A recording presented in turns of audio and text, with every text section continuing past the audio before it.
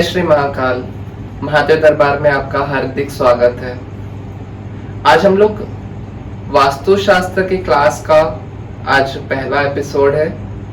वास्तुशास्त्र के ऊपर पहले मैंने 3-4 वीडियोस बना चुके हैं, उन्हें आप लिंक में जाकर देख सकते हैं।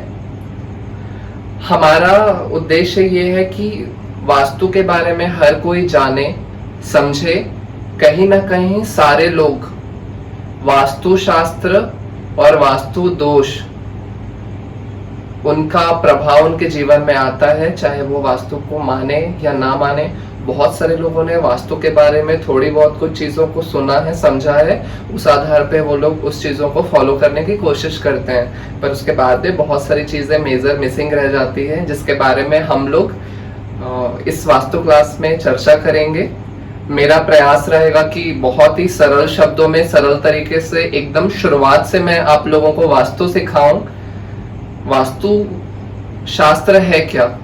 एकदम परिभाषा के अनुसार बोला जाए तो भवन निर्माण के विज्ञान को वास्तुशास्त्र कहा जाता है। क्या वास्तुशास्त्र अभी अभी आया है? वो हो सकता है हमारी जानकारी में अभी आया हो, पर इसका उद्गम स्वर्ग से हुआ है।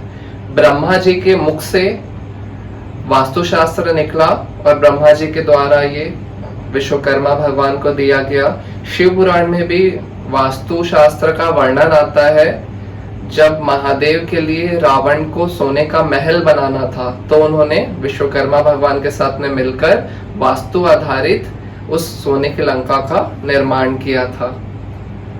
वास्तु के बारे में बहुत सारी चीजें जो हम जानेंगे समझेंगे, वो सब कुछ शास्त्रों के आधार पे होगी। शास्त्र में प्रॉपर वर्णन है कि शास्त्रों के अनुसार भवन में जीना मतलब सीढ़ियां कहाँ होनी चाहिए, बेडरूम कहाँ होना चाहिए, डाइनिंग रूम कहाँ होना चाहिए, पूजा कक्ष कहाँ होना चाहिए, सामान को रखने का जगह कहाँ होना चाहिए, स्टोर रूम कहाँ होना चाहिए। वो सारी चीजों के बारे में हम यहाँ पर समझेंगे, सीखेंगे, जानेंगे। पर सबसे पहले आपको पता होना चाहिए कि आप जिस घर में रहते हैं उस घर का फेसिंग कौन सा है, मतलब किस दिशा की ओर मुख वाला आपका घर है। फेसिंग का मतलब सामान्य अर्थों में आप समझ सकते हो कि आपके भवन की दरवाजे का मुख जिस ओर खुलता है उसे हम फेसिंग कहते हैं। यहां पर थोड़ा सा तस्वीर के द्वारा इस चीजों को समझने की कोशिश करते हैं। नॉर्थ, साउथ, ईस्ट, वेस्ट, ये 4 दिशाएं हमने यहाँ पर बना ली। इसके बाद आपको पता होना चाहिए कि आपके घर में सूरज किस ओर से निकलता है। ये आपका घर का प्लॉट एरिया हो गया और ये आपके घर का कंस्ट्रक्शन एरिया हो गया। अब आपके घर का दरवाजा अगर इस ओर खुलता है और दरवाजे आप ऐसे बाहर आते हैं, तो आपके घर का दरवाजा हुआ ईस्ट फेसिंग, हुआ आपका मकान। दरवाजा इस ओर खुलता है तो आपको बोला जाएगा आपका मकान है नॉर्थ फेसिंग, उत्तराभिमुख हुआ आपका मकान। इस ओर से खुलता है तो आप इसे कहेंगे पश्चिम मुखी, वेस्ट फेसिंग। और अगर इस ओर से आपके मकान का दरवाजा खुलता है तो आप इसे कहेंगे साउथ फेसिंग।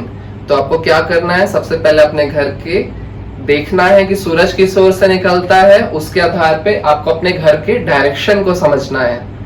और हम में सुनते हैं अक्सर कि नॉर्थ फेसिंग मकान अच्छा होता है, ईस्ट फेसिंग मकान अच्छा होता है, पर इसका मतलब क्या होता है? क्या सच में सारे के सारे नॉर्थ फेसिंग मकान अच्छे होते हैं? क्या सारे साउथ फेसिंग मकान बहुत बुरे होते हैं? क्या आपको ऐसा लगता है?